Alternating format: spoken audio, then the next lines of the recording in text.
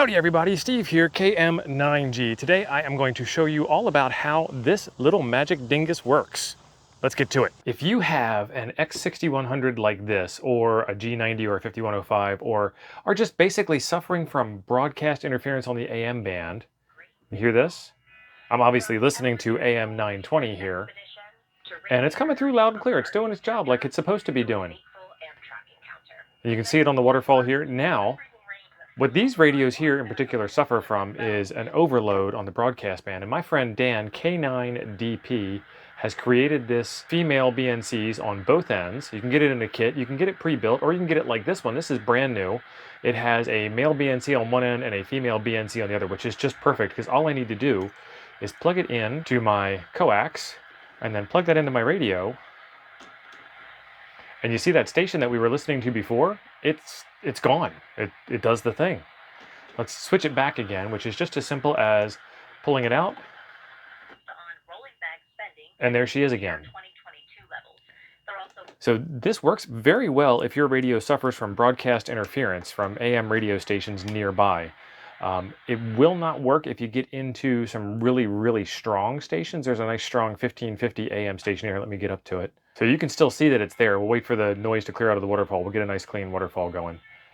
And you see that it's not bright all over the place. Let me swap it out and I'll show you what I'm talking about. It is working. It's just that station is so strong.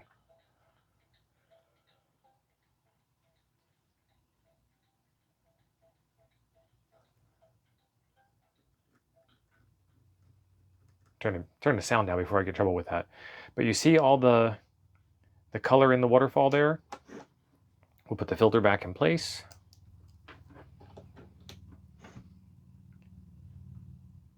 And you'll see a lot of that side color is gone. So the signal strength has reduced quite a bit, but it's not gone because this station here, I'm in Indiana right now, this 1550 AM station is very strong.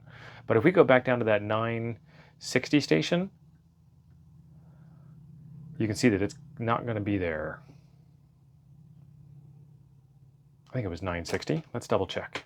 Remove the filter. 950.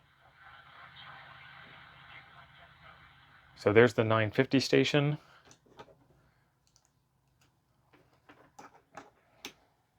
And now the 950 station is gone. It's like the antenna is not even plugged in, but it is plugged in. And another thing that this thing does with having the male BNC on one end and the female BNC on the other and being able to go in line with your antenna is you cannot use this when your tuner is in place. Put this on your radio, then run your tuner, then put this in line with your coax after it's tuned, because this is obviously a set of inductors and capacitors in here, and that will cause you to get a weird tune. And you kind of would be tuning out the ability for the filter to do its job. But there's the filter in place, 950 AM. And there's the filter removed, 950 AM. And you can see that we've got that nice signal there now.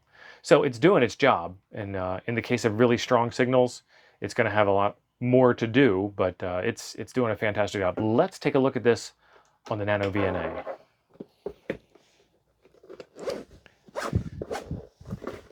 My NanoVNA kit. I'm going to need my NanoVNA.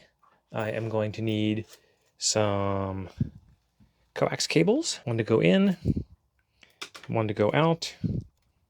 Put that away. We'll put the case out of the way. And I've got a video on this NanoVNA case up here in the corner for you.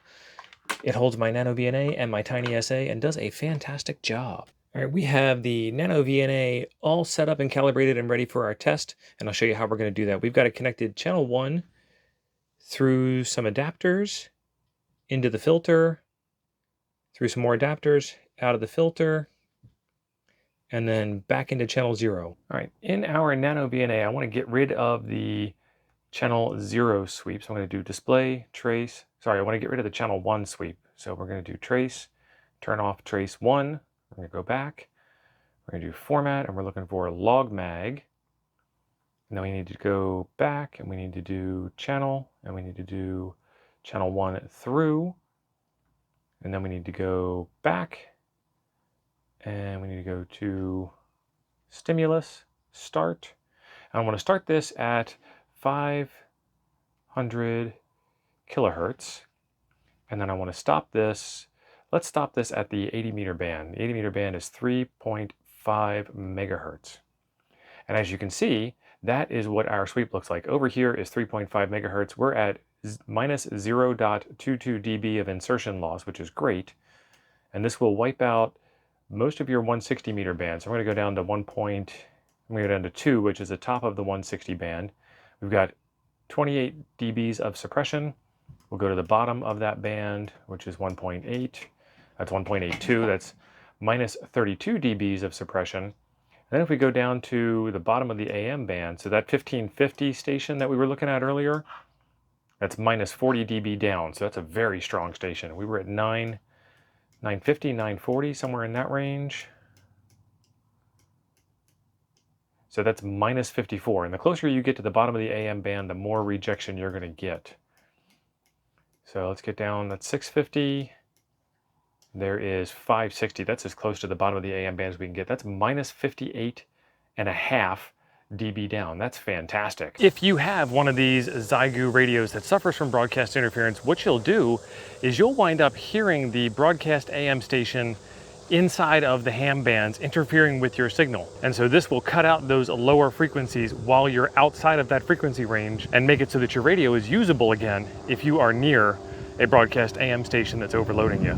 So even on that 1550 station that I showed you where it didn't drop the signal down a tremendous amount, while we were dead on it, it would have done a much better job if we were up in the ham band and we were still hearing that station. This is the K9DP AM broadcast filter kit that is currently available on Amazon. I did a video on putting this together. I'll link at the top of the screen here for you. And then this is the pre-built version, which is female to female BNC. This is the BCI filter version 2 pre-built kit that I will have a link in the description down here for you. I wanted to give you a special sneak peek at this thing. All versions of the kit will be available in the links down below, and you can pick and choose whichever one you think will suit your needs the best. I enjoyed building mine. It's a fun kit to build, and if you are the kit building type, it is fairly easy to do, so don't be afraid of it. And if you are not the kit building type, Dan's got you covered with a non-kit version. K9DP on Amazon will get you these kits or these pre-built versions, and there are links in the description down below. There's a video right up here I think you'll enjoy next.